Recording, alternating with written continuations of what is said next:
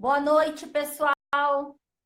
Tanira Coutinho, Roda de Panos. Agora sim, Roda de Panos, disse Josi Laurino. Mães que existem. Ai, Dani, tô te vendo bem agora. Então tá bom. Também tô te vendo bem. Beleza. Ai, que bom. Perfeito. Então, bora agora falar aqui de desafio autismo, das habilidades dessa semana, né, Dani? Que para Hoje, variar, são, essa olha, habilidades hein? muito importantes de trabalhar. No começo não é muito fácil, mas para tudo tem um jeito na vida, a gente vai estudando, vai se auxiliando, e é isso que a gente quer aqui, então, trocar experiência para a gente conseguir esclarecer um pouco com as nossas experiências e aprender com vocês também.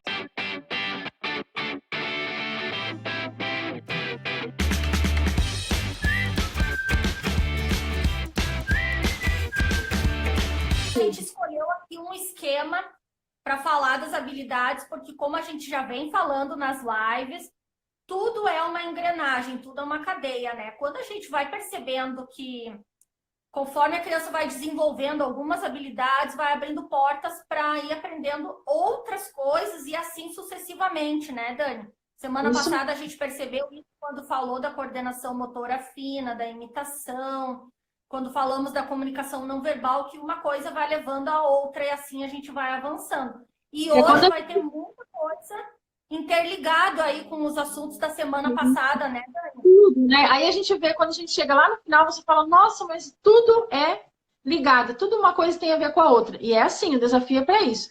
Lá no final é como se você passou por vamos supor assim, um intensivão, assim. Você aprende tudo um pouco, é maravilhoso, né? Maravilhoso. Muito maravilhoso, é demais. Então vamos falar, a primeira coisa, então vamos falar sobre circuito, que foi o É, desafio que a Denise fez, né, com a menininha dela, Eduarda, muito lindo. Ela fez um circuito bastante complexo, né, com bastante sequência ali de movimentos e ações. ficou bem. Surpreendente, muito legal e muito, muito, muito importante trabalhar circuitos. Então vamos lá, Dani, tu quer começar explicando rapidamente o que é o circuito e os benefícios? Nossas anotações, nossas pesquisas, a gente está só nos estudos, né, Nath? Isso, Tá. claro. O que é circuito motor? Executar movimentos motores sequenciais e seguir um roteiro motor. Basicamente é isso. E os benefícios Isso. são esses: equilíbrio, integração e noção corporal no espaço e também outras habilidades. Você quer falar as habilidades, Nath? Isso, vamos só dar como se diz, uma exaltada nesses dois tópicos aqui que a gente falou, equilíbrio e noção espacial, que já vem Sim. na questão ali da integração dos sentidos, né? No sentido equilíbrio no vestibular e na noção espacial no sentido proprioceptivo. Os dois. Então, eles trabalham, né, de uma forma as questões sensoriais das nossas crianças, né? Essa dificuldade que eles têm, isso tudo vai melhorando também trabalhando o circuito. Então, ainda vamos continuando ali. Vai trabalhar concentração, atenção, lateralidade, vai trabalhar planejamento motor, vai trabalhar, Dani, vamos falar da comunicação, a linguagem, né, receptiva. Sim, também. Isso, Socialização também, né? Principalmente quando a gente faz circuitos em grupos com crianças, aí já está trabalhando socialização também, está trabalhando, né? Troca de isso. turno também, bem interessante fazer com várias crianças. Mas assim, em resumo, o circuito ele é bom para o desenvolvimento amplo, que lá no final vai para o fino. Tudo do grande para o pequeno, Exatamente. né? Isso foi o que nós falamos na semana passada. Quando a gente começa a ter essa estimulação assim mais intensiva do sensório motor, desenvolve o amplo, consequentemente a gente está trilhando um caminho para chegar na motricidade fina que a gente falou na semana passada, para a pega do lápis, a escrita, o movimento pinça. Tudo isso aí a gente precisa primeiro passar pelo motor. Inclusive, o próximo tópico que a gente vai falar depois, que é o brincar simbólico, também vai precisar muito do desenvolvimento sensório-motor, não é, Dani? Verdade. Todos eles estão interligados, né? Porque as habilidades motoras básicas a gente já trabalha no circuito também. né, Nath? A gente trabalha já. Porque o brincar é essencial, assim, ali a criança está ali no circuito, ela vai trabalhar, por exemplo, assim, as habilidades motoras básicas. Vamos falar desse aqui agora ou a gente tinha mais alguma coisa para falar? Não, Dani, pode citar aqui as habilidades motoras básicas e depois eu vou dar aqui uma lidinha nos comentários que o pessoal já está agregando aqui sobre o tema. Então vamos Pode ler passar, Dani, as habilidades básicas. habilidades motoras básicas, estabilizadoras, ou seja, não, primeiro as locomotoras. Vamos começar com as locomotoras, que é correr e saltar, né? Principal. Isso. Então, uma habilidade muito. A segunda, habilidades estabilizadoras, ou seja, equilibrar e rolar também. Aí a terceira, manipuladoras, habilidades manipuladoras, ou seja, arremessar, receber, chutar e quicar. Mas aí, nesse caso, a gente tem que observar a dificuldade sensorial da criança também, né? Nessas habilidades aí. Sempre observar a dificuldade sensorial de cada criança tem as suas dificuldades, né? Cada uma tem a sua dificuldade. Se a criança tem muita alteração sensorial no sentido hipersensível, por exemplo, ela vai ter medo, né, de estar numa coisa que tenha que saltar, tá com os pés soltos, não tá firme no chão, de movimentar, vai ter dificuldade maior para se agachar, levantar a cabeça, vamos dizer, para passar dentro de um túnel. Tudo isso tem que ser de uma forma assim respeitosa e de preferência, se as pessoas têm acesso a tratamento com o TO, né, que faz a integração sensorial, recebendo sempre orientações de como fazer isso. A gente não pode, assim, como tudo, a gente sempre comenta. Não dá assim, nossa, agora circuito é tudo de bom, vamos lá fazer a nossa criança pular da cambalhota, subir, escalar. Não, gente, não é assim, tem que ser tudo aos pouquinhos, porque possivelmente vai ter que ter uma dessensibilização do estilo, dos movimentos, das ações, do que vai acontecer. Fora a questão da compreensão e tudo mais, né, Dani, que tem que ser trabalhada ali por trás de um circuito. Para chegar lá no autismo gemelar e na menina mesmo do desafio ali, que já desenvolve em tudo, e por trás daquilo teve treino, teve ajuda física total, foi um processo evolutivo, como tudo, né? A gente sabe que é um processo evolutivo, então não ter ainda, a gente tem que ter muito mais cautela, né, Dani? Sim. Não dá para soltar fazendo, tem que ir devagar. Às vezes a criança não quer fazer, você faz no lugar dela, mostra para ela, né? Tem que ver, certificar se ela está entendendo o que você está propondo. Mas começa com coisa bem simples, né, Nath? Não precisa. Pode ser uma cadeira, passar debaixo da cadeira, pegar um brinquedo, né? Coisa simples. Isso. Então, assim, quem são os profissionais que podem ajudar a gente, né? O terapeuta ocupacional, psicomotricista, professor de educação física. Né? Outra coisa que vai trabalhar muito a questão ali motora do circuito que a gente tem acesso são as pracinhas. Nossa, é tudo de bom, né? Pracinho, pracinho, tudo de bom. Dentro da pracinha tá toda ali praticamente as habilidades para depois desenvolver um circuito daí, fazer a sequência de movimento. Aí tu criar um roteiro para a criança fazer, né? Então, outra coisa ali que a Dani falou, então, Dani, já vamos emendar ali no dito tudo isso ali em cima das habilidades básicas, dito que tem que ser de forma respeitosa, vamos falar sobre isso que tu disse de fazer aos pouquinhos, é muito, muito importante, então, começar com pequenos circuitos, né? A criança passou embaixo de uma cadeira e colocou uma bolinha dentro do cesto. Isso já pode ser considerado um circuito, ela já fez mais de um movimento ali em sequência com o objetivo que a gente criou e ali, ponto, acabou. Aí, aos poucos, a gente vai aumentando mais. A número de voltas no circuito, né, para ver o quanto a criança consegue ali se manter bem equilibrada, motivada, organizada. Então, é tudo de uma forma, assim... A motivação não tem faltar, né? Motivar sempre, elogiar sempre, né? Sempre elogiando muito. Outra coisa, usando os elementos do hiperfoco da criança lá dentro do circuito. Passa no túnel e pega o dinossauro, aquele que a criança ama, para levar não sei aonde, né? Se a criança gosta de letra. Então, isso é uma estratégia assim, bem legal que a gente pode colocar ali para começar a trazer o interesse da criança para participar de circuito também. Deixa eu dar uma olhadinha aqui nos comentários, tu vai te situando aí do nosso roteiro, Dani. Se quiser ir falando alguma coisa, eu vou tentar dar uma lidinha aqui. Dá uma lidinha. Aqui a gente vai falar agora um pouquinho do Piaget, rapidinho. Ó, temos aqui, exato, aqui o circuito ajuda muito a alteração da propriocepção que Ramon tem. Usa o peso, tipo pneu, saco de arroz, coisas assim para ele puxar. Isso, exatamente. Quando a gente quer acionar o sistema proprioceptivo, a gente coloca peso, né? Empurrar caixas pesadas, é isso mesmo. Se a gente quer acionar o sistema vestibular, aí a gente pode colocar um balanço no meio da história, aquelas... Não sei como é que é o nome, aquelas argolas que a gente se pendura, até já vai ajudar a trabalhar tônus, né, Dani? Rafael, sou louco do trapézio.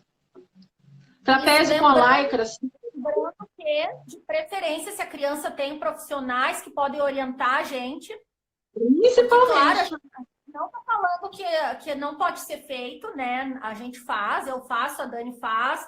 Mas se a gente tem o profissional, ele também, pela transparência e pela ética dele, ele tem que nos dar as orientações. Ele vai avaliar o perfil da criança e vai dizendo como é que a gente pode fazer ou não. Então, mesmo que tenha o terapeuta, de qualquer maneira, a gente pode e deve fazer, e esse terapeuta não só pode, como deve nos orientar, nos informar disso tudo, né? Perfeito, a gente tem que sempre estar perguntando. Muitas pessoas aqui entrando, James Pelta, Carol Santana, Bifla Monteiro, Psico Ingrid, Edfísica Tea. Olha, Edfísica Tea, habilidade motora global, ela tem a formação de educação física, que é mãe de autista do Enzo. O Instagram dela é ótimo, ela está sempre fazendo atividade motora com ele. E ele está desenvolvendo super bem e ela tem muito mais propriedade de conhecimento aqui para estar dizendo, né, da importância. É bem isso, é a questão da habilidade motora global, exatamente. Eu não consigo ver os... Vou tentar fazer meu pequeno, ele fazia na terapia psicomotricidade, mas não tinha feito sempre, ele sentia dificuldade, vou fazer mais. Isso. A Alicinha aqui tem acesso, graças a Deus, à psicomotricidade, é 30 minutos por semana, mas ele é um psicomotricista também, com formação de educação física, muito experiente, conhecido até como encantador de autistas, né? O tio Carlos é um senhor de idade. Nossa, ele arrasa, aquela sala dele é só pula-pula, coisa para escalar, almofadas, né? Sonhos de mãe, sonhos de mães. E tudo tem estratégias assim montadas, cada terapia lá, para ir dessensibilizando questões, que nem a Alice, por exemplo, tinha uma alteração muito grande vestibular, então coisas com movimento assustavam ela. A forma que ela recebia e via era uma coisa assim que parecia que ela estava vendo um filme de terror. Então, lá na sala do tio Carlos, por exemplo, ele jogava bola com ela, que era o hiperfoco dela, bola, uma época, e às vezes botava a bola em cima de uma prancha gigante, que seria um balanço extra G para ela não ter aquela noção tão pequena de estar ali falso. Quando via, ela ia pelo hiperfoco atrás da bola e estava em cima do balanço. Aí, aos poucos, ele foi acostumando ela a ver o balanço na sala. Aí, vocês também, quem já me segue, já sabe que eu frequento muito, muito para cima, fui indo aos poucos, contando história de desenho. Então, a gente conseguiu, por exemplo, esse ganho que a Alicinha hoje até sente prazer de andar no balanço. Eu lembro quando a Alice tinha medo do balanço. Lá, 2 anos atrás, eu lembro quando você postava que ela não queria... Era muito medo, era sofrimento para ela. Ela chorava, ela se assustava. Ela escondia o rosto, assim, tampava os olhos. Ela não podia ver nem outras crianças andando no balanço. Era terrível. Muita alteração sensorial, pessoal. Então, por isso que eu falei e frisei bem antes ali, que não dá, assim, para sair de qualquer jeito fazendo circuitos, por essas questões que a gente tem que ter esse olhar aí individual nas nossas crianças, para entender ali se a criança é hipersensível, se ela é hipo, se ela busca, até vai ficar um pouco mais fácil, né? Mas fácil naquelas também, que daqui a pouco essa criança que tem muita busca, a gente tem que seguido tá dando esses estímulos nela para ela poder depois concentrar para uma atividade sentada, por exemplo. Quando a gente vai aprendendo até essas estratégias aí. A gente tem que observar. Mais comentários aqui. Nossa, a Alicinha é a prova viva, assim, de muita alteração sensorial no sentido proprioceptivo e vestibular e as consequências que isso traz para a criança, o que impacta, né? Que ela deixa de participar e está brincando, aproveitando, que ela não está sentindo prazer nenhum naquilo ali, aquilo ali é aversivo para a criança. Então, realmente tem que ser aos pouquinhos. Pula-pula também, pessoal. A Alicinha tinha horror de pula-pula. Eu levei ela um ano a fio no shopping center, nos horários que não tinha ninguém. Eu ia lá com a minha mão e mexia um pouquinho, assim, o pula-pula já estabilizava, segurava pela mão, soltei uma mão até ela ficar sozinha. Hoje em dia ela voa no pula-pula. Mas é tudo um trabalhinho. Então, lembrando que tudo tem que ter, assim, muito cuidado. Aprender para conhecer, disse aqui, algumas crianças não pulam na cama elástica, buscam a rede de proteção para segurar. Exatamente, isso que eu acabei de citar da Alicinha. Mas tudo pode ser trabalhado. O importante também é a gente ter esse olhar respeitoso, mas não desistir. Nunca desistir, desistir jamais. Exato. Tem o direito, né, de se divertir, de brincar. E se não dá no começo, depois a gente vai acostumando.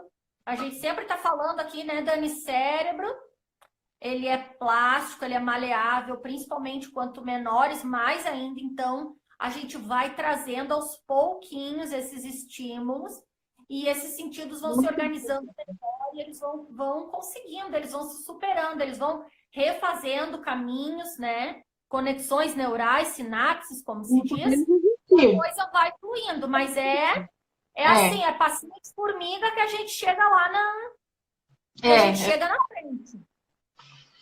Tem que observar as valências motoras, é difícil que a Thea falou, sim, muito bem colocado. Minha Lu aprendeu a pular faz pouco tempo, autismo e prematuridade disse. Sim, a Alicinha demorou também bastante, é isso aí. No jardim, até os passeios ao redor da escola são pequenos circuitos, descer e subir escadas, caminhar sobre meio fio. É tudo de bom fazer isso. Aqui também é circuito levar o cachorro para passear. Mais gente entrando. Maurício Martino, Carol Leão. Oi, Doce. Livros para a vida. Etan, Verdade. Bastante gente entrando aqui. Acho que muito bacana circuito. Preciso fazer mais. Bastante gente entrando aqui na live. Melhorou muito a integração sensorial. Sim, com certeza vai ajudar nisso tudo. Uma mãe aqui disse, meu filho apresenta dificuldade no escorrega. A Alice também tinha no escorrega. Daí eu não entendia bem exatamente por quê. Primeiro eu achei que era o motor de subir escada, de destrancar as perninhas, sentar certinho, porque ela sentava por cima das pernas no escorrega. Isso era, mas depois faltava alguma coisa, ela tinha medo. E aí era tudo a questão dos pés soltos, tá? A Alicinha queria sentir sempre o pé em terra firme. Então, o escorregador ficava meio difícil porque ela via o pé ali um pouquinho solto. Daí eu comecei a segurar os pés dela assim, mais encostadinho no escorrega, que aí ela sentia o calcanhar atrás no escorrega, e aí ela foi acostumando, e agora ela superou. Então, depois que ela conseguiu o escorrega, que aí já tinha um pouco do pé solto, aí veio o balanço. Vocês veem que tudo é um caminhozinho. Autismo em minha vida, cheguei.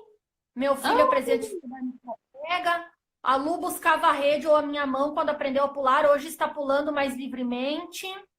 É lento, mas o resultado vem. Boa noite. Isso, é isso aí, pessoal. É tudo lento, sim, é lento, mas a coisa vai fluindo aos poucos, né? Prieto tem muito medo de carregador muito alto. É a forma que eles recebem, né?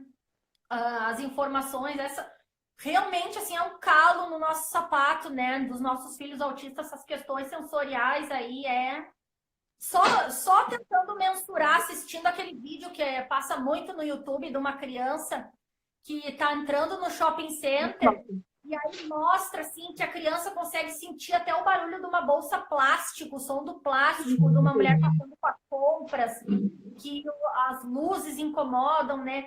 Imagina a forma que eles veem isso, né? Vocês imaginam ter que estar se movimentando, se organizando com tudo isso, fica muito confuso, caos, né? Muito. Então, assim, tem que ser muito amoroso para também não causar trauma, sabe? Não dá para forçar, porque aí eles pegam o pavor mesmo, tem que ser bem, bem aos poucos. Mas é isso aí, pessoal, acho que agora nós vamos ter que entrar num outro tema aqui, pela questão do tempo. Outra hora a gente pode fazer uma live falando assim mais só sobre a questão ali de circuitos, Hoje eu de tô no habilidades, relógio, né, tá? motoras, 9h34 visuais. agora. Dani, 9h34. Então hoje eu tô com o relógio, tá? isso, pois é. Vamos avançar então, pessoal. Desculpa se a gente não respondeu alguma coisa desse item, mas aí nós vamos passar então pro brincar simbólico, né, Dani? Vamos. É tanta Pode coisa o brincar começar, Dani, se simbólico, puder, senão eu falo demais. hein? Mas é bastante coisa, hein, Nath? O simbólico. É coisa, não, nós vamos acrescentando aqui uma junto com a outra, vamos ver. Então, aqui, a gente colocou assim, uma frase final aqui, ó, Dani, estou me situando nos meus rascunhos. Para finalizar o tema circuito, aí a gente está citando aqui um psicólogo, que é o Piaget. Eu estou estudando pedagogia, a Dani já iniciou também pedagogia, a gente vê muito, muito, muito falando sobre as teorias de Piaget, que ele fez todo um estudo de observação com os filhos deles, né, a evolução da criança, a forma como ela aprende tudo. E ali ele fala muito que até os 24 meses, que seriam os 2 anos de idade, então, que é o estágio sensório-motor, né? É o estágio sensório-motor. Então, na verdade, a gente está citando isso aqui para vocês entenderem que a questão motora tem tudo a ver depois para desenvolver a brincadeira simbólica, né? Tudo interligado. O que mais, para dar um exemplo ali do estágio sensório-motor, que a criança vai percebendo, eu botei aqui aquele exemplo que eu falei, por exemplo, a criança puxa a toalha da mesa para cair as bolachas pertinho dela que estava lá longe. Ela vai descobrindo pela manipulação dos objetos e pelos movimentos motores as ações, né, Dani? Ação, reação, causa e consequência. Então, isso é super importante desenvolver o motor para conseguir depois desenvolver a brincadeira simbólica. Então, tu tem aí, Dani, anotado o brincar simbólico? Vou começar falando o que eu anotei aqui, mas depois, se eu terminar, você continua, então, tá? O brincar simbólico é a representação corporal do imaginário. É o fazer de conta que é o real. Aí aqui eu tenho umas outras coisas que eu anotei, mas eu acho que a sua interação está melhor aí, a tua anotação. Eu tenho mais aqui comigo os objetivos.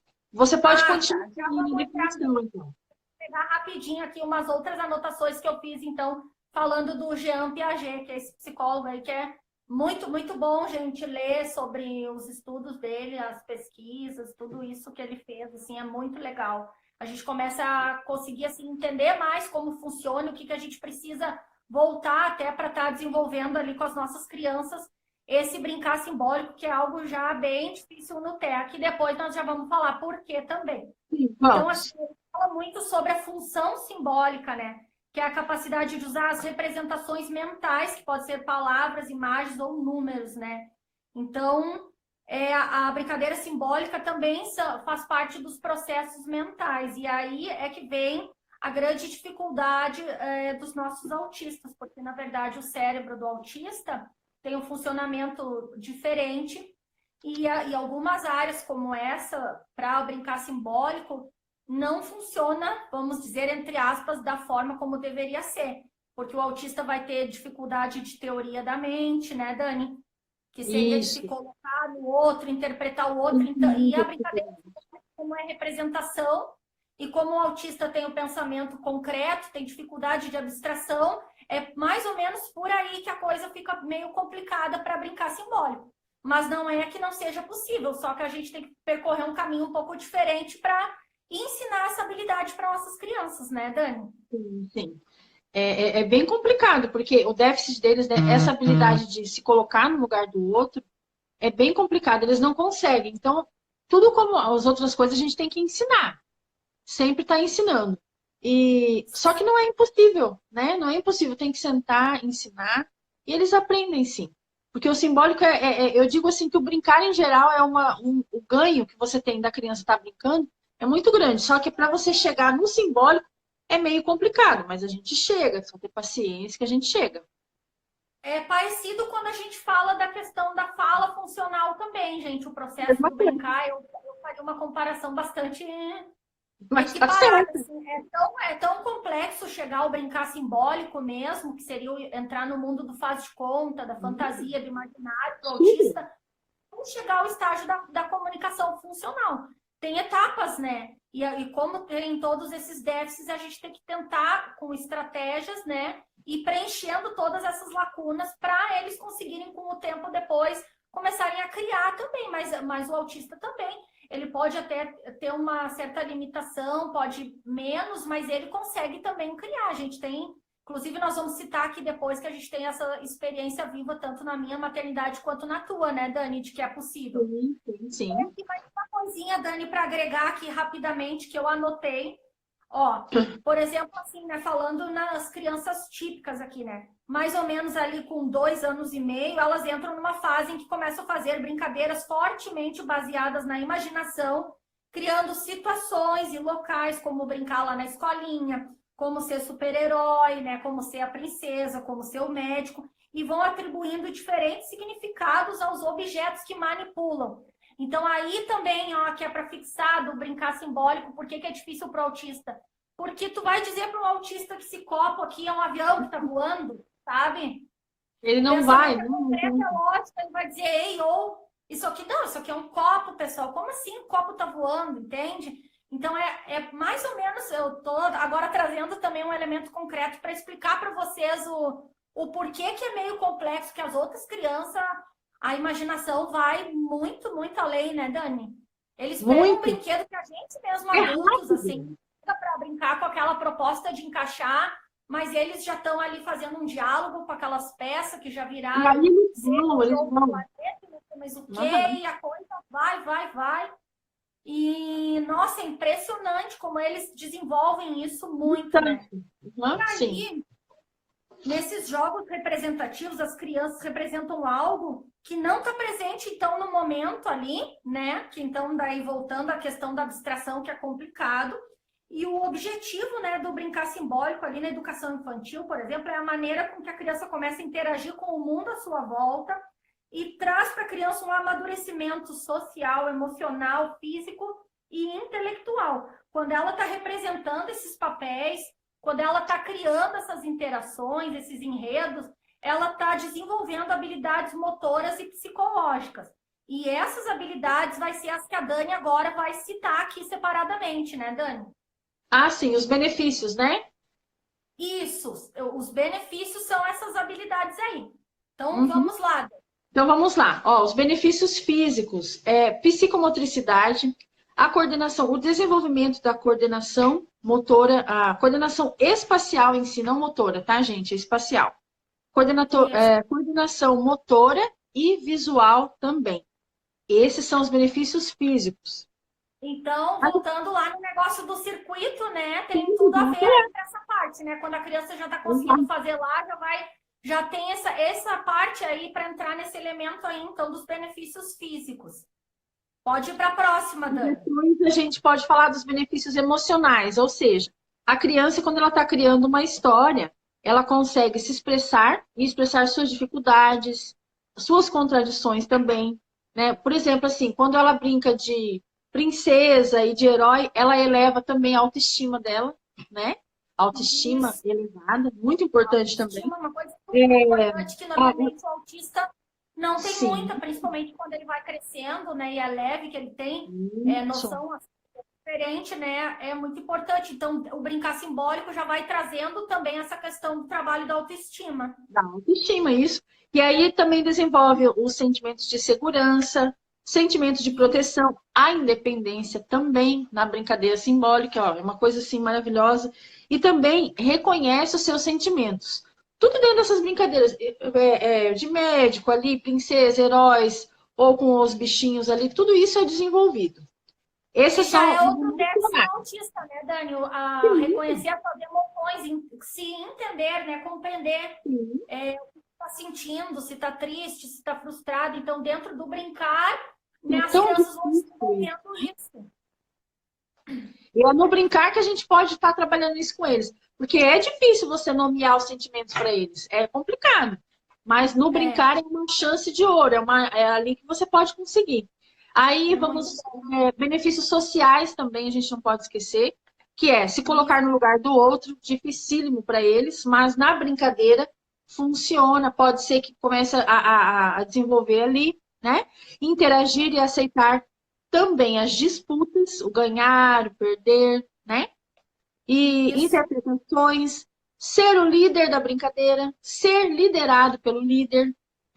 Todas essas questões, assim, a criança também pode estar brincando, pode estar aprendendo ali no brincar simbólico. O que mais? Aceitar ali as interferências nas suas ideias, né? Flexibilizar a mente. Daí tem a questão da rigidez, né, do autista. Isso, Então, ganhou, perdeu. isso. Pode passar, Dani, para o próximo item aqui. Aí o outro são os intelectuais. Então, os intelectuais são o seguinte: a criança usa o seu conhecimento e imaginação para criar histórias, que é o mais legal, né? Na verdade, é o mais difícil, né, Nath? Legal. Esse é a E que cereja vai do bolo, melhorar na como a gente fala. comunicação também, né? Também. Viram? Viu como tá ligado? Sim, sim, sim. E aí ela cria personagens, situações, e até quando a gente fala de intelectuais, ela pode trazer conceitos simples, por exemplo, de matemática. A menininha tá brincando lá de dar comidinha para boneca, né? Ai, você vai ganhar um bolinho, eu vou te dar uma cenoura, e ela pode aprender matemática ali, naquela brincadeira simples, mas tá Ela está aprendendo ali ela está aprendendo a resolver problemas dentro da brincadeira. também. Não, o brincar desenvolve tudo, né? E o brincar simbólico, então, meu Deus. Então, assim, embora seja muito difícil, em resumo do que a Dani leu dos benefícios de tudo isso, é uma etapa importante para o desenvolvimento, né, da criança, do futuro adulto. E a gente, então, tem que insistir valendo no brincar. Não dá para desistir de brincar assim. Então, Dani, vou falar aqui algumas dicas, né, para a gente começar tudo isso aí. Como começar a brincar simbólico, então, tendo em vista que a gente já teve que trabalhar lá o sensório motor, o interesse social da criança, seguir a liderança da criança, validar as ideias dela, criar em cima de aquilo alguma variação, né, para ir ampliando o repertório. A gente pode ler bastante livro, a gente pode trabalhar em cima do desenho lá da criança, daquela historinha Muito do faz de legal. conta, já que as nossas crianças adoram um desenho ali, uns O personagens. trechinho que ela gosta, o trechinho do desenho que Começar ela a gosta. ensinar antes do imaginário a representação, que a representação ela é diferente do Sim. simbólico. Quando a gente está representando, a gente está reproduzindo uma cena, mas repetindo uma coisa que a gente já viu. Então, lá a Peppa brincando com o George, tipo, lá na poça de lama. Aí a gente vai lá no pátio, no chão, na areia, e diz que eu sou a Peppa e tu é o George. A gente não está imaginando, a gente está representando. Representando. Mas quando a gente já consegue adquirir a representação, que ficaria um pouco menos difícil para os nossos autistas, isso aí já é uma pré-habilidade para a gente conseguir avançar para o imaginário depois. Exato. Construir brinquedos, eu botei aqui também, Dani, né? Que aí a criança vai ali dentro do concreto trabalhar o imaginário. Quando a gente pega lá aquela caixa de papelão e diz para a criança, vamos botar roda, vamos fazer o carrinho. Então, está entrando ali já a ideia do imaginário, de que uma coisa pode ser outra, né? Exato. Mas a gente tá dando elementos para que faça sentido para a nossa criança, para estar desenvolvendo. Deixa eu ver aqui o que mais, Dani. Dificuldade de abstração, então nós falamos. Pensamento concreto a gente falou. Tu quer falar sobre a teoria da mente, Dani, para dar uma acrescentada nessa parte? Eu vou olhando aqui. Rapidinho. Teoria da mente é muito comum. Todos os autistas têm essa dificuldade, que consiste na habilidade de compreensão das pessoas sobre o seu próprio estado mental dele mesmo e dos outros. E as nossas crianças autistas, elas têm esse déficit. Elas não conseguem imaginar o que o outro está imaginando. Por isso fica mais difícil. E é aí que barra ali na hora de fazer o concreto, fica mais difícil para eles. Mas nada é impossível. A gente pode ensinar isso também, como as outras coisas, né? E isso é muito importante a gente esclarecer e falar sobre essa questão da teoria da mente na escola, para os professores, Porque muitas vezes isso aí é confundido que o autista não liga, não se importa com o outro, mas na verdade ele não entendeu que tá Gente, teoria da mente. Exato. Tem que explicar isso daí, né? isso. Vou dar uma olhadinha se tem comentário aqui nesse momento. Na rua ele tem dificuldade. Acho que eu tô meio atrasada nos comentários. Nath, tem que ser prazeroso. A Dani do Aprender para Conhecer falou. 10 lives não daria para falar tudo, a Eleonar falou. Gente, falando no brincar simbólico, Dani, o que que é acesse brincando de boneca, de dar comidinha, de nenê tá doente, febre, ai, nenê tá com pra mãe, cortar fruta, meu Deus do céu. febre. Aí vocês agora terminam que a live, vão correndo lá olhar no IG Notas da Diversidade, brincando simbólico. Gente, ela é autista também. E ela tá com essa questão do brincar simbólico, assim, um avião, aquela menina danada. E a Eleanor manda muito bem também, assim, da forma como ela conduziu a brincadeira, muito gostoso de ver. É emocionante, é inspirador demais. Adoro jogos simbólicos, Dani, aprender para conhecer. Sensório motor é bastante complexo, pois nele ocorre a organização de seu desenvolvimento em aspectos perceptivo, intelectual, afetivo. Exatamente. Usar bastante espelho para a criança se perceber. Ótimo. A Dani falou tudo, ensinar, ampliar repertório, autista literal. Vamos ver o que mais estão comentando aqui. Precisa ter um diferencial, brincar dando sentido. Tem que ter esses manejos, assim, porque não dá para, como tudo tem formas diferentes de ensinar ou brincar também, a gente vai ter que a gente agora tem que ter a teoria da mente de se colocar nesse momento no lugar daquela criança para entender essa questão dela, né? Como ela percebe, para conseguir, de fato, estar ali ajudando, estar fazendo essa experiência ser prazerosa para isso vir se repetindo. Em resumo, é basicamente isso. Dani, sim, fala um pouco da tua experiência do brincar simbólico, porque a gente vê o Rafa fazendo pista de carrinho, a gente vê o Rafa fazendo muito bolo de aniversário, que eu sei que é um hiperfoco dele, que tu soube explorar isso muito bem, e tu teve ganhos grandes aí no brincar simbólico. Conta aí pro pessoal um pouco do brincar simbólico do Rafa, como começou esse teu trabalho, como ele tá. Bom, antes eu fiquei muito nesse do brincar, foi uma das coisas que eu comecei a fazer atividade com o Rafa, foi no brincar. Por quê? Eu ficava indignada, porque ele não brincava, né? Ele rodava, colocava a rodinha da motoquinha para cima, rodava com os carrinhos para cima, ou ficava no pedal da bicicleta, ou na tampa da minha panela rodando. Então era a única coisa que ele fazia. A diversão dele era pegar as 3 rodinhas e deixar as 3 alinhadas no mesmo tempo, ao mesmo tempo. Parece que ele queria equilibrar. Bom, essas tem que rodar todas juntas e parar todas juntas. E assim ele pegava 4 tampas, 4 rodinhas e ficava. Então eu falava, nossa, mas ele nunca vai sair disso, não vai dar. Então eu comecei pelo hiperfoco dele, que é água. Trouxe os bichinhos para água, o carrinho para água, tudo para água. Né? Fui colocar na água. Essa, hein? Eu sei que a quedinha da água é uma coisa assim meio unânime entre os autistas, né, Dani? A grande maioria, se tem medo no início, até dessensibilizar e descobrir.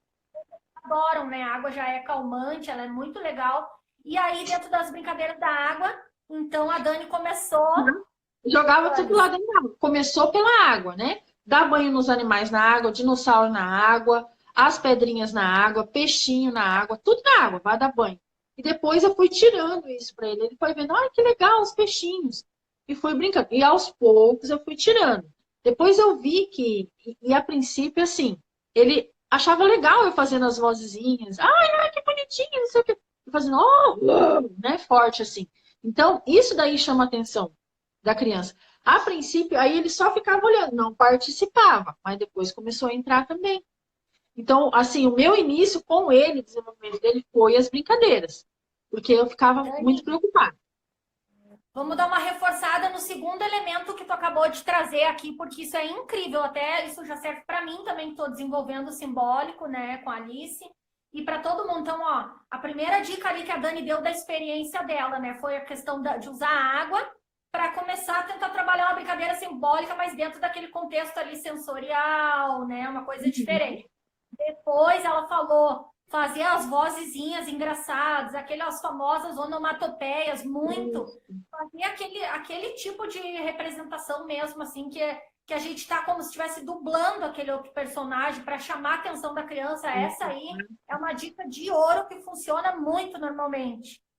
Exatamente. E aí, aos poucos, ele veio vindo. Hoje ele já consegue criar, ele já tem a criação dele, tanto que às vezes eu até fico da onde que ele tirou isso? Mas o brincar dele tá bom, tá ótimo, inclusive. Tá bem bom. Sim, tá lindo de ver ele brincando mesmo. E usou também os interesses de hiperfoco dele bastante, né, Dani? Muito, muito. O bolo de aniversário, por exemplo, ele não gosta de massinha de modelar, mas ele gosta de todo e qualquer tema de aniversário. Então, vamos fazer bolo de aniversário. Vamos fazer bolo de farinha, vamos fazer bolo de pedra, bolo de grama. Bolo... Aí vamos pegar os bichinhos, vamos trazer os carrinhos. Olha os carrinhos. Então, vamos fazer. Então, e assim foi. Veio trazendo. E hoje ele brinca. Aí ele já não quer mais o bolinho. Ele brinca com o bolinho. Mas ele pega os carrinhos e brinca funcionalmente, faz o barulho, faz as pistas, constrói as pistas, né? Pega um pedaço de papelão, olha, pega 2 galinhos, pede, mamãe, faz um espantalho. E aí, e assim vai fluindo. Eu fico muito feliz nessa parte, falo, olha, ele tá criando, né? Tá imaginando. Fico muito feliz.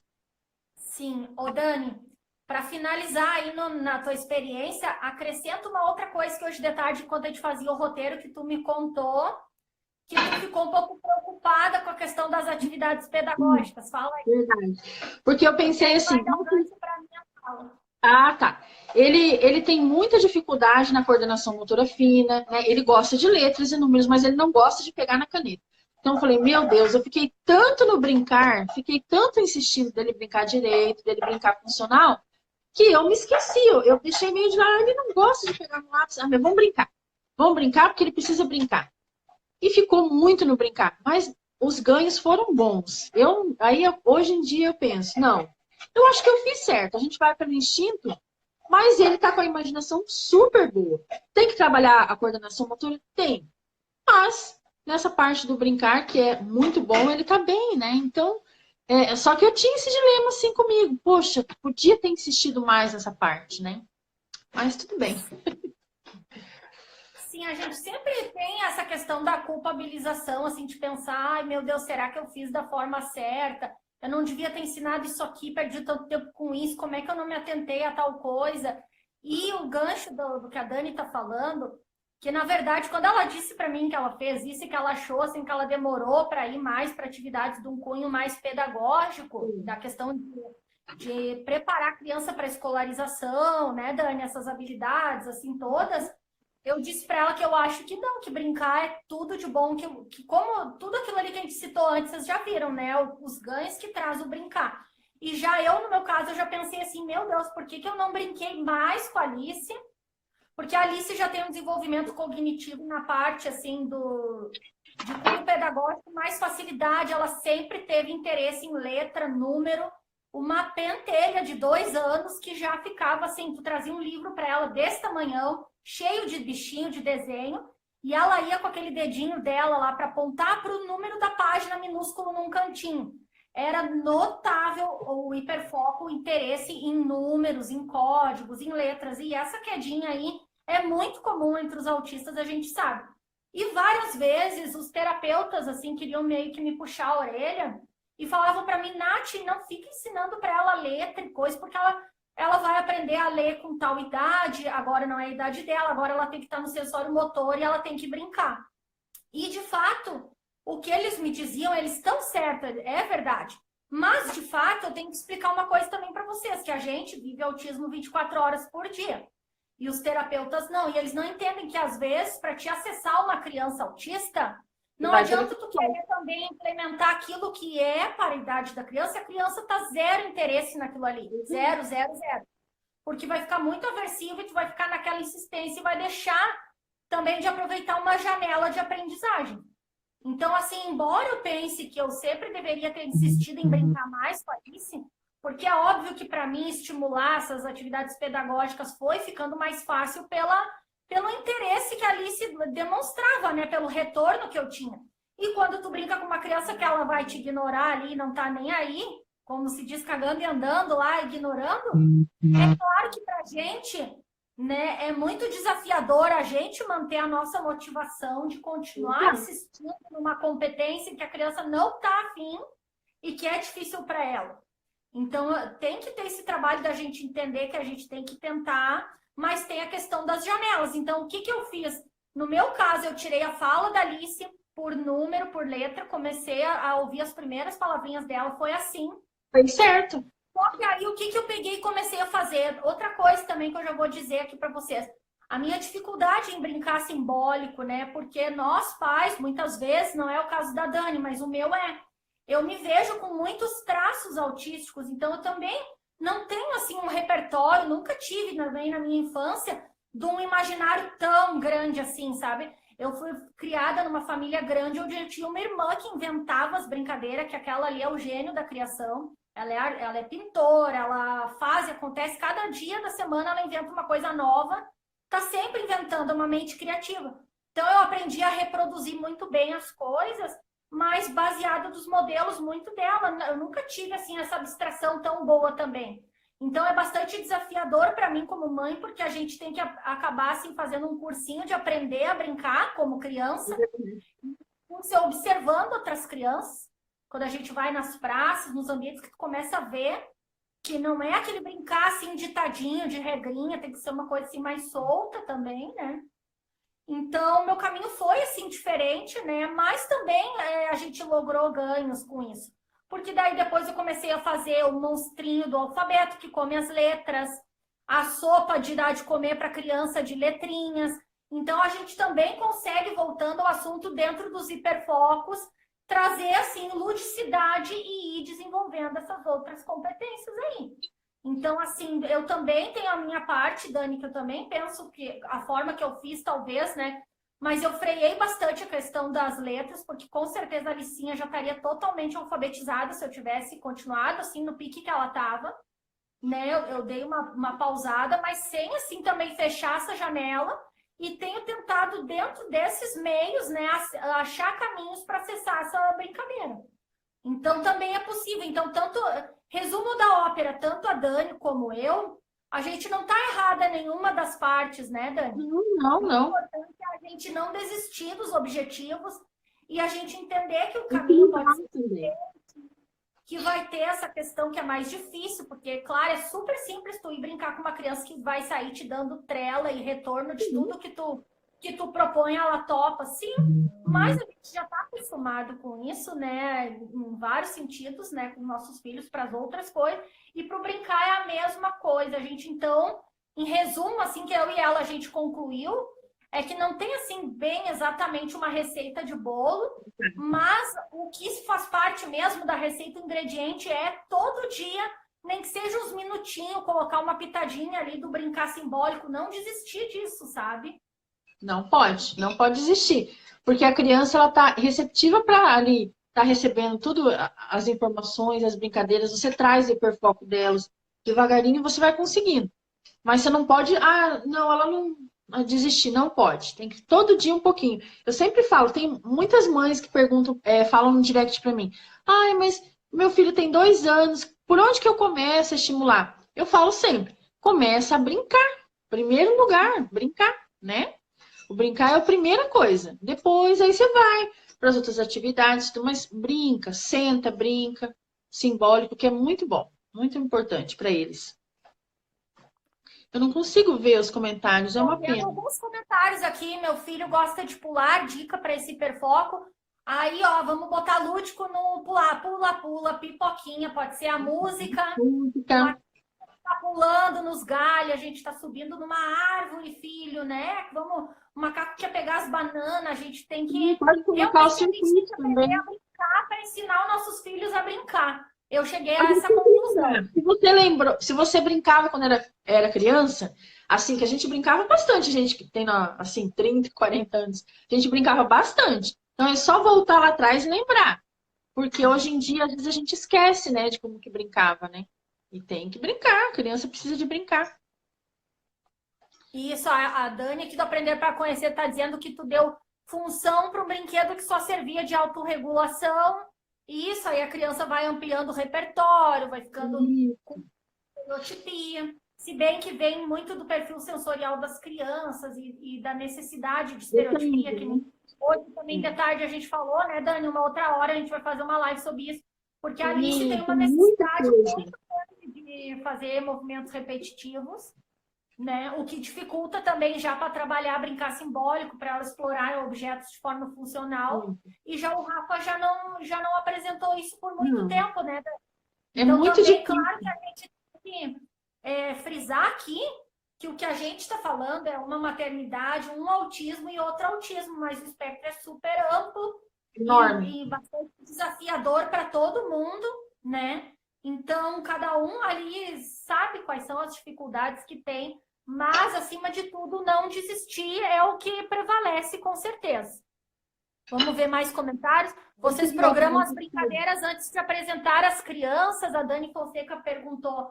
Ô, Dani, eu acho que no início de desenvolver a habilidade de brincar, a gente tem que programar sim um pouquinho, porque se a gente deixar todos os brinquedos à mão, a criança não sabe nem o que que ela foca, o que que ela explora, pelo menos experiência minha, ali se desorganiza com muita informação. Então, Tá. assim, a gente tem umas regrinhas. Não rolou aquela proposta que eu trouxe para ela, eu venho com 2, 3 brinquedos. Então, vamos guardar esses filhos e pegar outro que tu queira. Tem que ter mais ou menos um plano no começo para depois ir ficando a coisa livre, né, Dani? Aquela caixa de brinquedo não rola para nossas crianças autistas, tipo aquela caixona de brinquedo que as crianças rolam, porque eles vão fazer isso. Eles vão pegar aquela caixa de brinquedo, jogar no chão e não vão brincar com nada.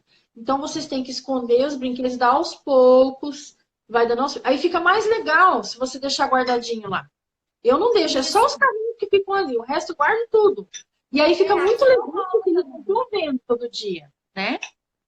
Com certeza. Aliás, das crianças típicas também não rola muito se tu deixar, que às vezes eu vejo minha Acho que filhada meio empolgada. isso, né? É Sabe uma verdade. coisa, elas também não param 30 segundos numa brincadeira, eu nunca vi como já trocam. Também não vamos botar tudo na conta só de autismo. Mas, claro, como já tem várias dificuldades, eu acho que é melhor, né, Dani, dar uma controlada ali.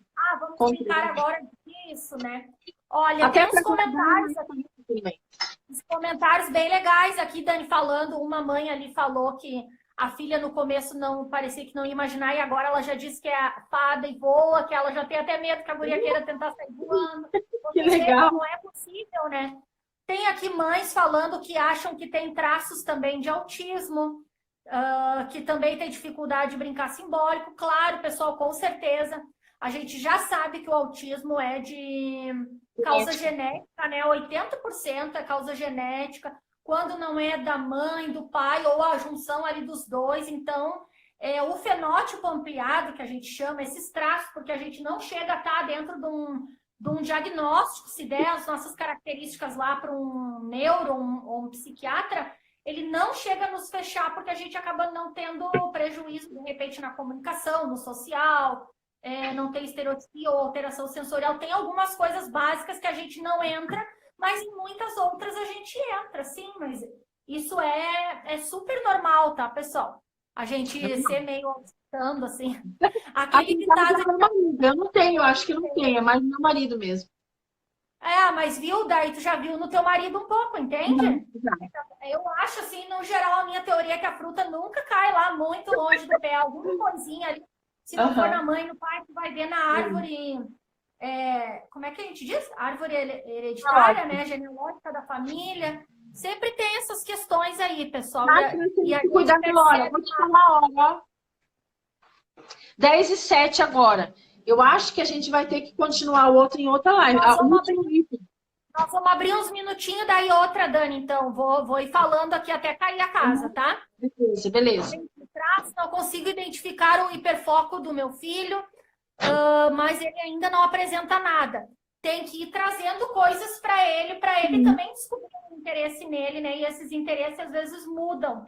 Não desiste, porque o foco vai mostrando formas, cores, personagens, vai trazendo coisas que daqui a pouco vai surgir. Vai estar. Queria fazer isso com o Saulo, não consegue. A Karina tá aqui na live que eu falei no começo, pessoal do Saulo. Você disse tudo numa sala de aula, um monte de brinquedo, às vezes faz atrapalhar, faz muito. Tem essa Muito. questão agora, muito das escolas de método Montessori, de ter o alcance.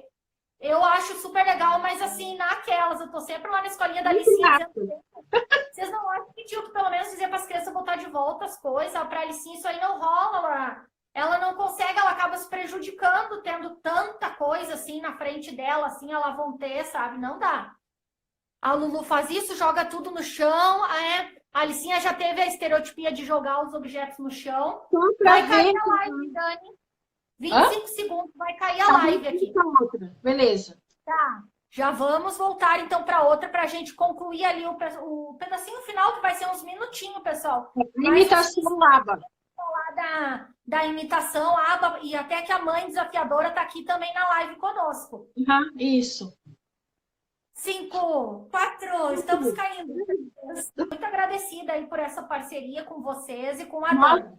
A gente vai continuar fazendo, mesmo depois do desafio, a gente vai continuar fazendo essas lives com vários temas aí, porque a gente está aprendendo juntas, né? Todas nós, né? Isso, a gente vai criar aí até um nome aí para essa nossa live, mas a princípio é grupo de estudo, né, Dani? É um grupo de estudo entre as famílias e entre a comunidade aí que nos acolhe, que nos abraça, que nem tem aí professores, pode ter também profissionais que queiram saber da nossa vivência. Então, a gente vai sempre aí somando e aprendendo juntos, né, pessoal?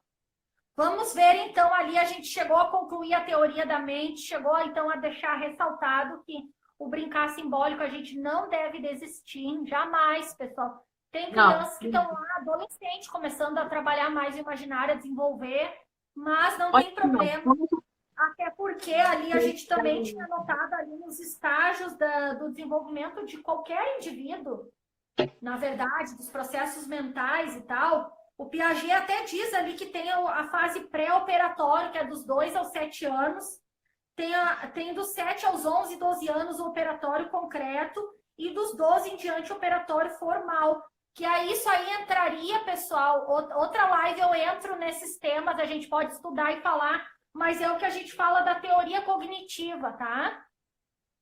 Só para deixar vocês aí com o quê de viram como é bom estudar e que a gente não sabe, não tem nada.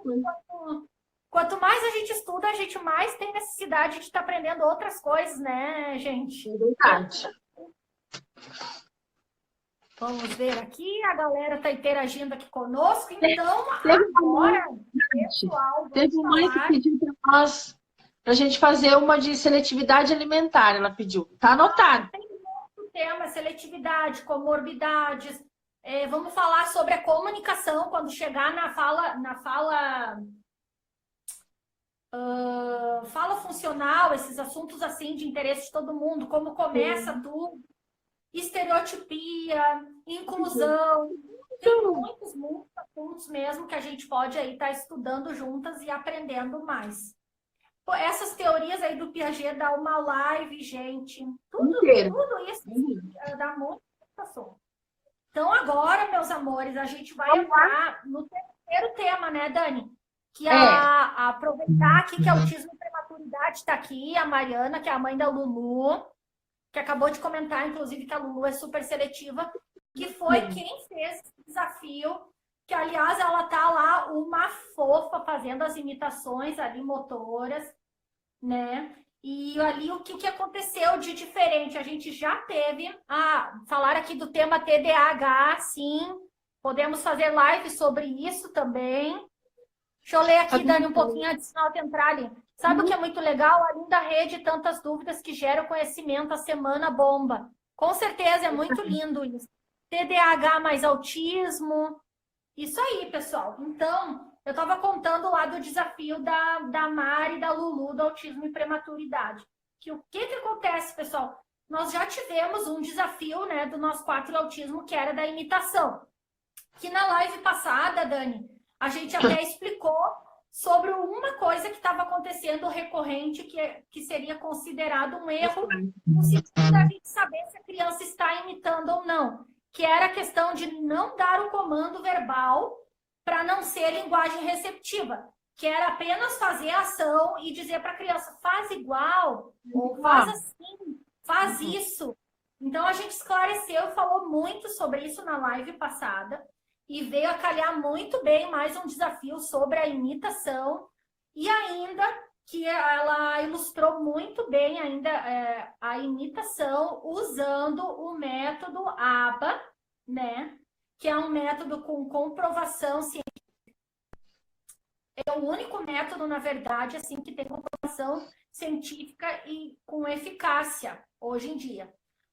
Não estou dizendo que outros tratamentos, né, não são válidos, outros métodos não são válidos sim, mas como hoje a gente está falando sobre o desafio que foi feito com o método ABA, com o reforçador que ali apareceu no vídeo delas, então a gente quer explicar um pouquinho sobre o ABA, mas bem pouquinho, porque ocorre que eu não tenho acesso à terapia ABA e a Dani também não tem acesso à terapia ABA.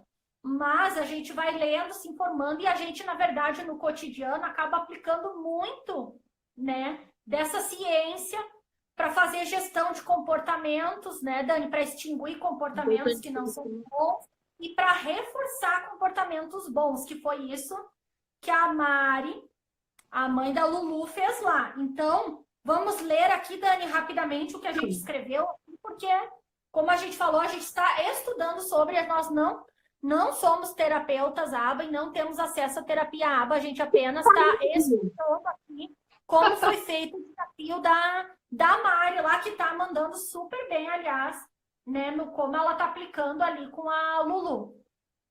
Lê aí então, Dani, para nós. O que é a ABA, então? É uma ciência, né? Que a gente já sabe que a ABA é uma ciência chamada análise do comportamento aplicado. Ou seja, o ABA é uma ciência por quê? Porque foi feito muitos estudos e tem comprovação científica. Por isso que a gente pode chamar o ABA de ciência.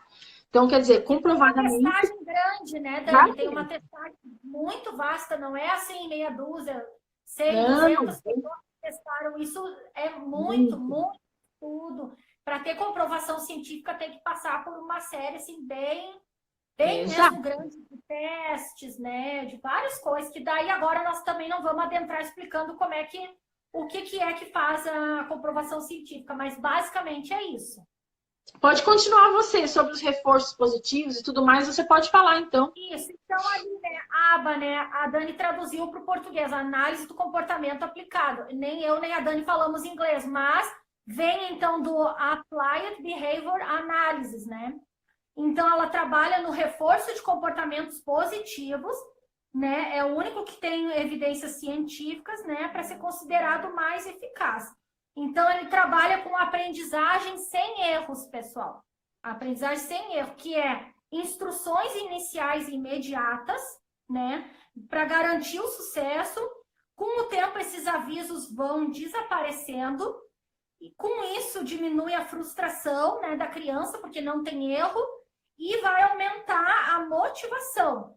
Então, dentro da análise do comportamento aplicada, são feitos programas para desenvolver várias competências. Podem ser comportamentos sociais, que nem contato visual, várias coisas. Pode ter comportamentos acadêmicos, né? Para preparar a criança para a pré-escola, tem programas para isso. Tem programas de AVD, para as atividades da vida diária. Tem programas para reduzir comportamentos inadequados, agressões, estereotipias, autolesões e fugas. Então, assim, é uma ciência assim, que consegue trabalhar muita coisa mesmo, né? Então, sempre de analisar... Oi, Dani? Eles chamam de hierarquia de ajudas. Eu acho isso incrível. Isso, né? Hierarquia de ajudas. Isso que eu li ali em cima é a hierarquia de ajudas, né? Muito então, legal. É o que eles chamam de também tentativas discretas, né? Para ter aprendizagem sem erro e a criança fazer como sem ela frustrar, aí vai retirando aquela ajuda. E para a criança continuar fazendo esse comportamento esperado, ela tem o reforçador. No caso ali dos reforçadores, eu vou ler uma outra coisinha que eu anotei aqui, Dani, que é feito até um estudo sobre o reforçador.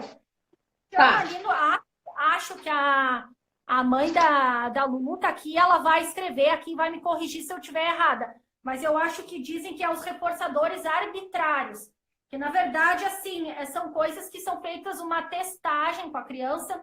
Por exemplo, 3 brinquedos que a gente sabe que é favorito da criança. Aí tu mostra os 3 brinquedos para a criança para pedir para ela escolher um. Depois tu pergunta de novo e muda de ordem. E aí, até tu ter certeza, eles anotam várias vezes, até descobrir que aquele brinquedo é muito motivador para a criança, por exemplo. Aí aquele brinquedo ali não é mais usado em outras circunstâncias, e sim só no momento da terapia, para justamente ele ter esse efeito reforçador. Deixa eu ler aqui o que a Mari disse. O que eu sei sobre aba eu aprendi na terapia da Lu. Na terapia da Lu, cria-se, treina-se habilidades até então não obtidas. Sim, se faz testagem, isso mesmo. Ah, que bom. Então eu dei uma boa lidinha sobre isso para poder tentar explicar um pouquinho para vocês assim. Então esses seriam os reforçadores arbitrários. O que acontece se tu der aquele reforçador em outra circunstância, ele não rola mais na hora que tu precisar mesmo, quando tu for trazer uma demanda que a criança não quer muito, aquilo ali não vai reforçar. Então, existem vários tipos. Tem gente que usa comestíveis, pode ser chocolate, pode ser reforço social, cosquinha, uma coisa mais naturalista, pode ser até um tablet.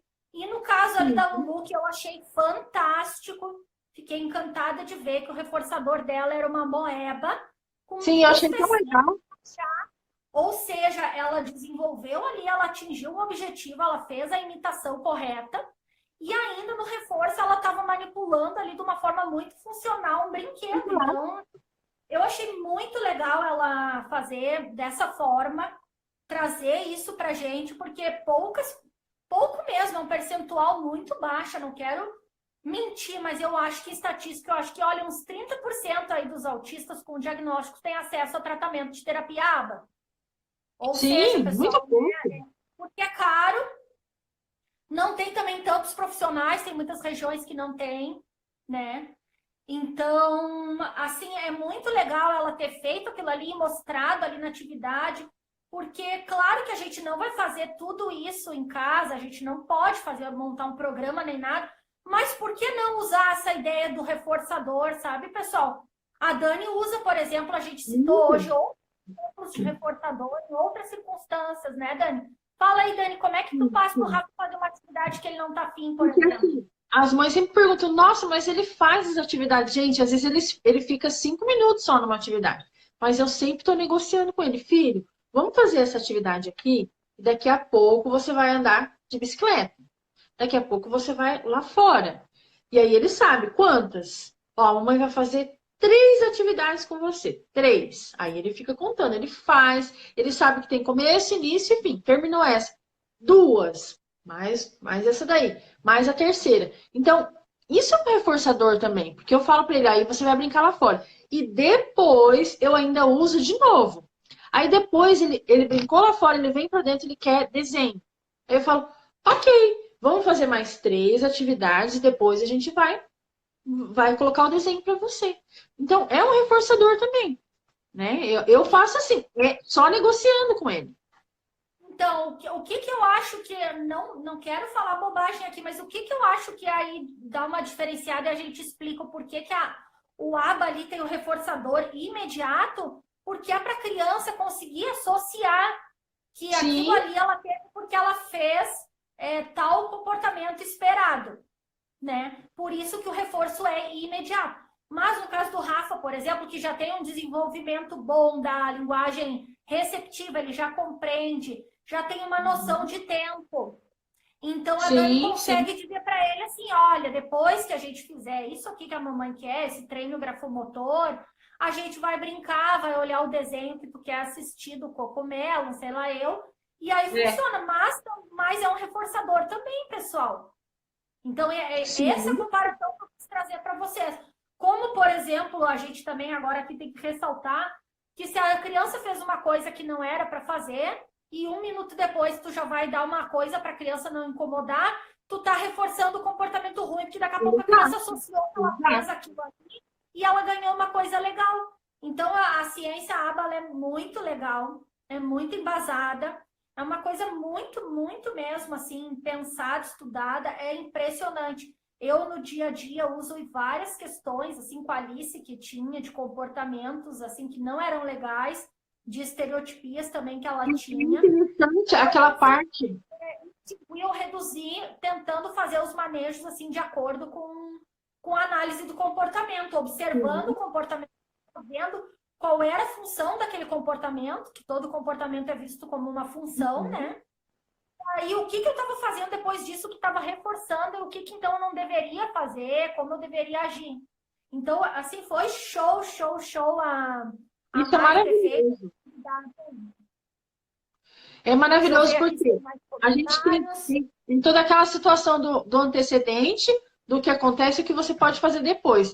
Isso eu acho muito legal. Eu tenho umas coisas aqui que eu estou anotando, que eu estou estudando. Eu não faço ainda, mas eu quero fazer ainda. Só que eu tenho passado para o meu marido e para minha filha também. Principalmente nos comportamentos inapropriados. Porque a gente tem que dar um jeito. E o ABA traz muito conteúdo sobre isso, né? Como a gente tratar. É bom a gente falar um pouco, desmistificar, porque a gente também vem de uma cultura muito enraizada aqui no Brasil das pessoas dizerem que o ABA robotiza, que o ABA é isso, que o ABA é aquilo. As pessoas têm uma ideia, a gente está na terceira geração, gente, do ABA. O ABA hoje em dia, todo o ABA é naturalista, tá? Já bem dizer, né? Não tem, a pessoa nem vai ter cliente, a pessoa que faz aquele ABA lá do tempo de ficar encurralado só numa cadeirinha. E, na verdade, aqui eu vou citar uma outra coisa, ó, que nem ali, ensinando no estruturado, na mesinha e tal, é o que eles chamam de tentativas discretas. Mas tem também o ensino que é acidental, que em uma outra live a gente pode explicar o que é isso, mas basicamente o reforço vem do que a própria criança quer, que no caso é usado o ensino acidental para ensinar a demanda, por exemplo, da criança pedir o que ela quer de uma forma mais adequada. E ainda depois tem também as questões naturalistas. Então, assim, é muito amplo o ABA, a ciência, e é muito bom e ajuda muito. E, inclusive, daqui a pouco tu pega um autista que não teve tratamento até 4, 5 anos, 6, 8 anos de idade, Dani, vai começar. Tu não tem como fazer só coisas de só seguir a liderança, porque nós não estamos mais falando de uma criança pequenininha. Não, A coisa tem para mim. Tem que ter um estudo bem pensado, que nem o que eu citei antes lá do caso do Saulo, que vai ter um programa montado na casa dele. Como vocês acham que vão desenvolver um autista com comorbidades, com deficiência intelectual e tal? Como é que tu vai ensinar para essa criança que ela deve fazer xixi mesmo no vaso e tal? Tô falando de coisas mais complexas aí, pessoal. Sem ter uma ciência como o ABA, por exemplo, para estar estruturando isso, para a criança associar, tendo os reforçadores. Então, é válido a gente apoiar, assim, elogiar e falar isso, que foi muito legal, então, que a Mari mostrou. Aqui ela citou também, Dani, a ABA tem múltiplos ambientes de ensino, assim é mais fácil das habilidades serem generalizadas. Exatamente. Maíra e Thiago Lopes, cientistas reforçar comportamentos inadequados.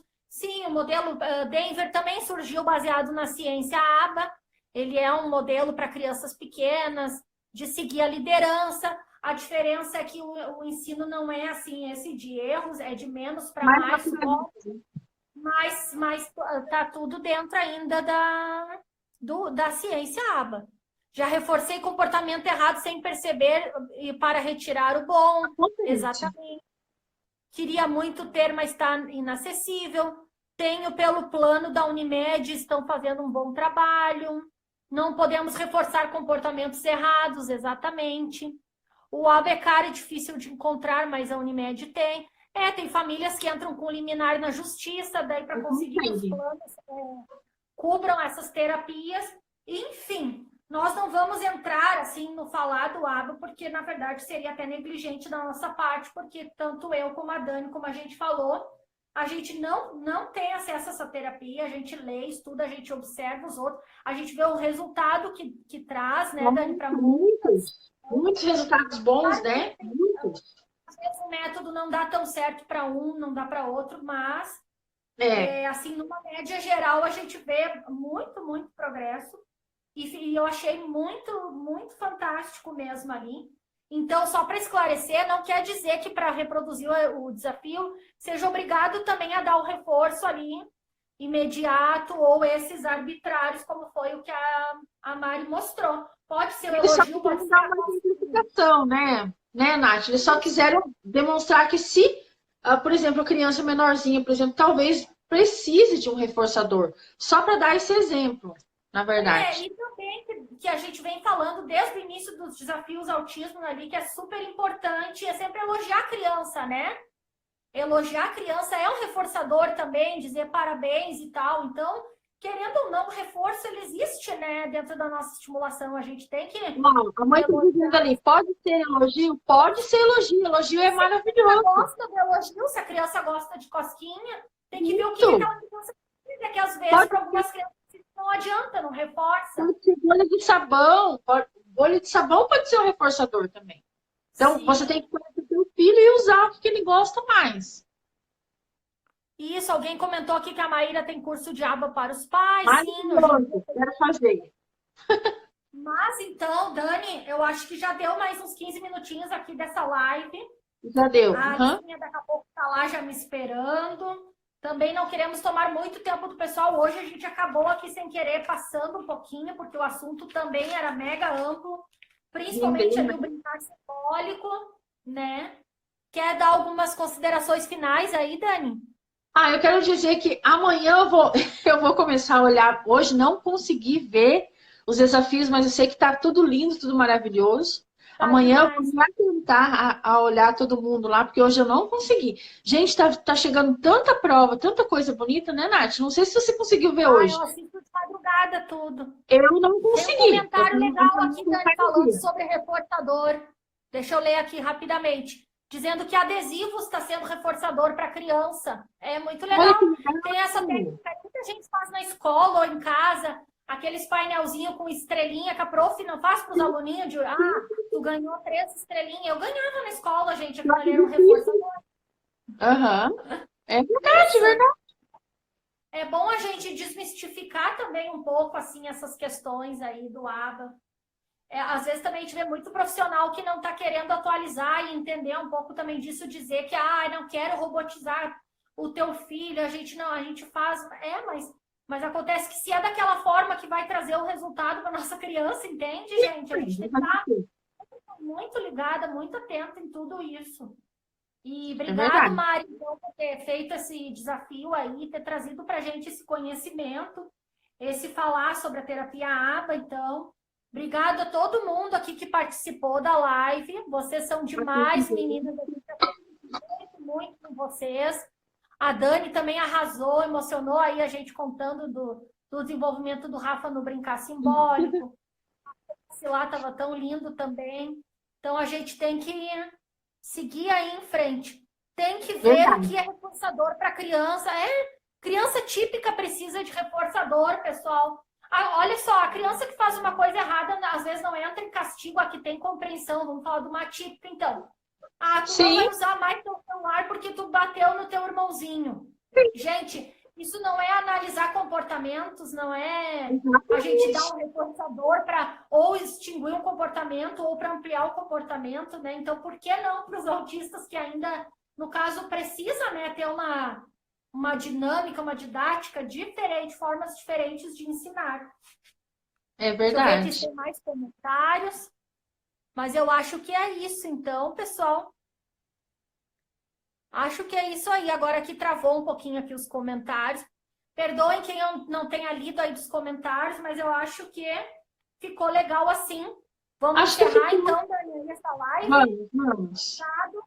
Pessoal, obrigado. Semana que vem, então, terça, estaremos aí falando sobre as novas 3 habilidades. E vamos tentar fazer tudo numa hora, como a gente vem feito, hein, pessoal, para também não tomar muito tempo de mim. Verdade. Tá? Beleza. Mas beijo para vocês. Mas temos que partir.